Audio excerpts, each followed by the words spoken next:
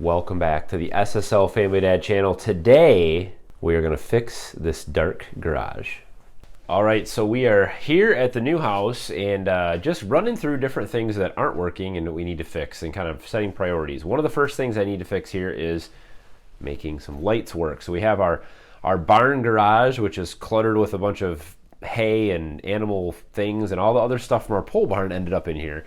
But there's been no light in here. This has been one of the many places in our house that has no light. So these fixtures, I don't know if you can see them real well, the old 8-foot tubes, and I'll show you a closer look at those here in a minute. We've got a bunch of those with fluorescent tubes around here, and they burn out, the ballasts go bad in them and other things. And so today we're going to replace those with LED bulbs. You can do this for any size of these the fluorescent tube lights, and I'm actually going to show you on two different sizes. I've got a small one inside, and then I've got one out here that's an 8-foot. And so we're going to replace these fluorescent tubes with LEDs. So let me show you the fixtures we're looking at, and then I will show you what you need to get started. It's a very simple job, but you do have to make some wiring adjustments, and we'll get these popped in and finally have some actual light in here. So these are the culprits. These things, they don't work real good in the cold. They take a long time to warm up and actually get to full luminance. The ballasts in them, they go bad and you have to replace them, and they're just an overall pain. They're old school. Let me show you the LED bulbs and then the tools that we're going to use to get started. Okay, so here are the tubes that we got. I actually ordered an 8-pack of these on Amazon, so we'll pull these out of the sleeves. You can get these in 2 packs, 4 packs, 10 packs, 8 packs, whatever you want. There's all different varieties or options on Amazon. So I have no idea how this works. So this is what the lights look like. Basically, there's an aluminum type shield on the back side of them, and then this is the side that would point down, and it's just basically an LED strip in there, and they're super bright. You can also get different color temperature LEDs, I believe. These are kind of the bright white style. But the different tubes that you'll have to look at, so you have to pull the tubes out of your fixture and see what kind of a connection they have in the end. Some have pins, some have this style, and some have a single pin in the middle. And so you'll just have to match that up. Again, I'm going to put a link in the description to these. These come in different sizes. You can pick out whatever one you want. This brand has been pretty good, so I've actually installed quite a few of these now, and they've worked out really well. So this is the first step is to find the right LED tubes, and then go ahead and order them. And then once you get them and get ready to install them, we'll need a couple tools to make sure we do this correctly and safely. So just a couple simple things that we're going to need here. Basically, we're going to need to take the ballast out. The ballast is used it starts these fluorescent lights, and we just don't need that with the LED lights. And so the LED tubes are actually going to be wired directly to 120 volts. Your neutral goes at one end and your hot goes at the other. It's super simple, and I'll go through the whole process. So you're gonna need a couple things to do that. It's good to have a little voltage tester just to make sure that your wires aren't live before you go cutting stuff. I always just carry just a cheap one. Then you're gonna want to have a pair of simple and easy wire strippers, wire cutters.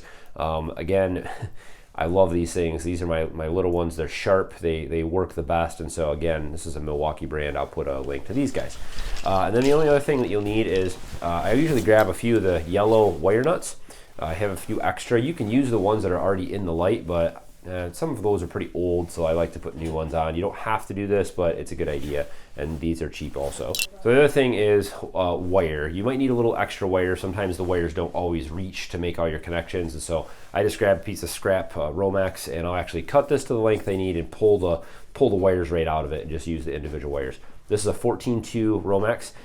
You could use a 12-2 if you wanted, or 14-2. I wouldn't go any lower than that with your gauge of your wires. So that's what we're going to need to get started. The next thing we'll do is pull the lights, the old lights out, and get those out of the way, and then we will remove the covers and get access to the ballast. So these particular ones, you push one way and then they'll drop right out.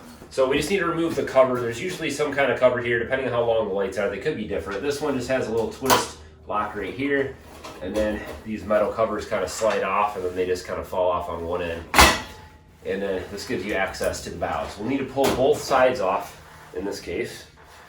All right, I'm gonna do the best I can to show you what we've got up here. So here is the ballast, usually some kind of big box like this. We've got 4 wires coming out of one side. Those go down to the one end of the fixture. You've got 4 more wires that come out of the other side of it. 2 of them are going The two yellow ones here, they go all the way to that end. And then you have your hot wires coming in, your hot and your neutral. So this is your line power. For me, it doesn't look like it was really done right. It comes through the ceiling right there, and then it just ties into these. So what we're gonna do is we're actually gonna disconnect it right here. So we're gonna disconnect our neutral feed that comes into the fixture. And then we're gonna disconnect the hot feed that comes into the fixture. This is a good time to test your wires and grab your voltage tester and just make sure that your wires are not live. And then once we've done that, we're gonna cut some of these other wires out of the way, and I'll show you how we connect it up. So basically all we're doing here is we're taking our black wire or our line power, and we're routing that to one end of the fixture. So all of these wires are gonna get tied together, and they're gonna get tied to the hot or the black wire. The other side, the yellow wires that go down to that end, they're gonna get tied to the neutral. It doesn't matter which way they're in there. The voltage can be flip-flopped and go either way, it doesn't matter. But this is just the way that we're gonna do it in this case. So we're just gonna cut these wires, cut all of them off. Since my hot wire is way down here, these are not gonna reach each other. What I'm gonna do is I'm gonna tie all these wires, these 4 wires together, and I'm gonna use an extension piece. So now we're gonna do the same thing the other side. So the yellow wires that come out of the ballast, I'm gonna cut those. And all I have to do here, I don't need an extension or anything since my white wire is already down at this end, and I'm just going to tie the yellow wires to the common, or the white wire, and that's going to tie the neutral or the common all the way to the other end. All right, just to go over what we did. The ballast, we cut all the wires off of one side that used to run down there, all these blue and red ones. We tied them all together. We had an extension wire down to the hot wire that's coming in from our power source. Same thing on the other side of the ballast. We cut the yellow wires that used to run all the way down to that end and connect. And we tied those all together into our common wire.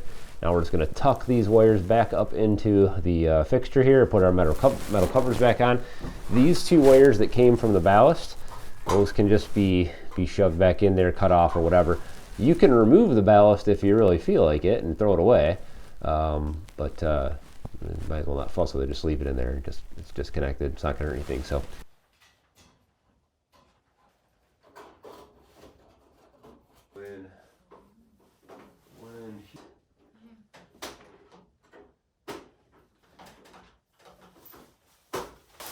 So these also have an adjustment on them depending on how your fixture is.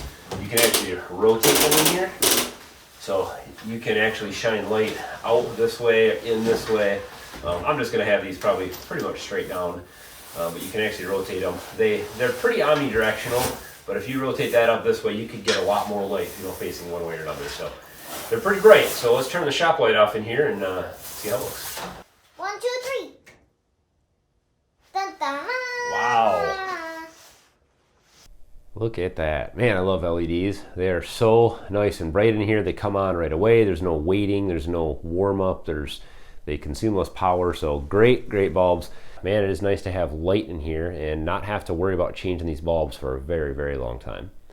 So now that we got these done, I'm going to get the other one done here really fast, and I'll show you another fixture inside a smaller fixture just so I can show you 2 different brands, 2 different kinds, and different kinds of LED tubes. And then I think I'll have all of my shop lights converted over to LED, so it should be pretty nice. This little 2-foot light fixture in the laundry room, and as you can see, it looks like it's got maybe a couple different types of bulbs in it, and they're just not really working well. So we'll get this apart and show you how this one goes. So this is the bulb that we're using here. I've got all the wires disconnected for this one. Now this one's going to be wired a little bit differently. This type of bulb actually can work with the ballast, but we're going to take the ballast out anyway, just in case for down the road, in case this ballast is bad or there's an issue with it. It's just one less thing to have. So these will work with the ballast or without, but they do need to be wired a little differently. So the way this one works is it actually has the line voltage will go in through one of the wires here, and then the neutral will get connected to the other one. So it actually sends power in through the one pin here, goes through, powers the bulb. This end will get looped. So these will get connected right together. It goes through the other side of the LED strip, and then it comes out this side. So you've got a hot and a neutral. They get to one of each of these pins, and then the other end we're just going to tie together. So this end will get tied together, the yellow wires here, and then we'll get one of these red and one of these blues will go to hot, and then the same thing for the other one will go to neutral.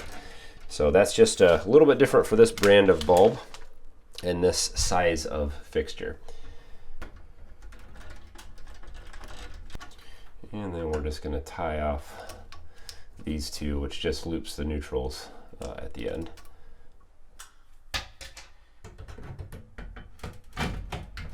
So it looks like these ones are also directional. So if you put them in, they have to go in the correct way. It has a line and a neutral spot on it right here. So that this side has to go on your powered end.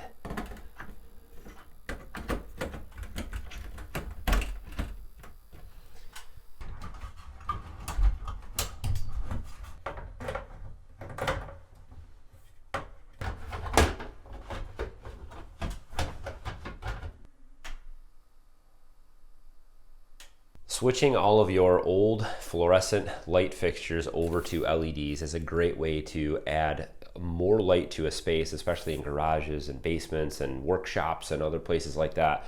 It's actually not very expensive to do, and I really like using these bulbs instead of some other options, which I'll talk about here in a minute. So the process is it's not very difficult to do. The wiring might seem intimidating at first, but it's honestly a super simple thing. The nice thing about these LED bulbs is if you wire them wrong, from what I have found, they just don't turn on. There's nothing really seriously bad that will happen other than you could possibly trip a breaker. So don't be intimidated by the wiring. It's a pretty simple process. The instructions that come with them, they show the diagrams. Just check with whatever bulb you buy, and it'll show you exactly what to do as far as wiring goes. It should be very similar, if not exactly like what we did here today.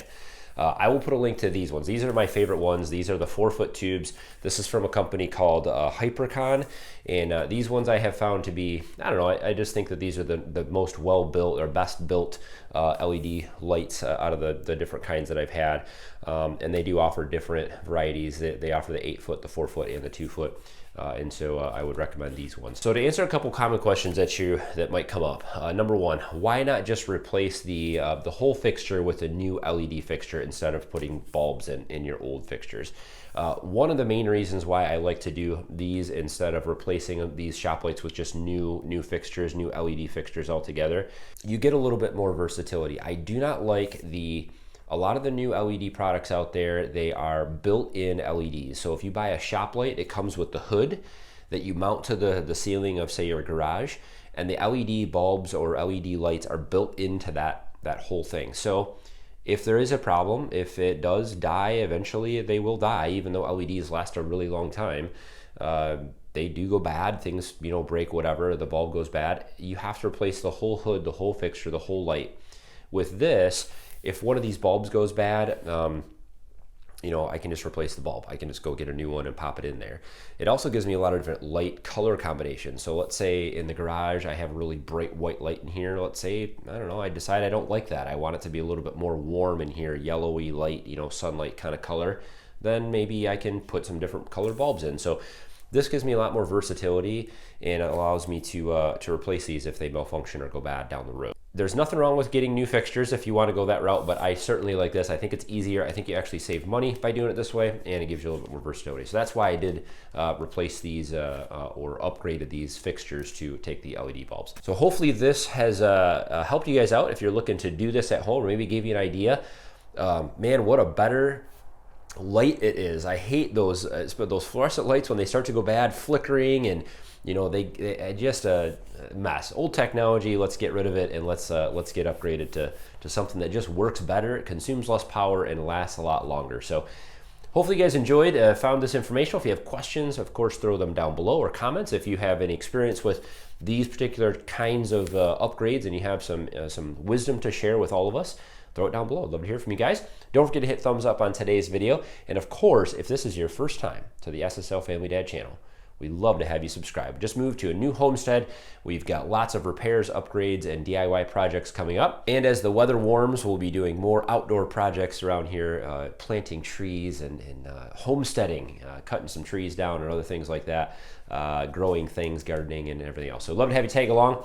And as always, guys, thanks for watching. Have a good one.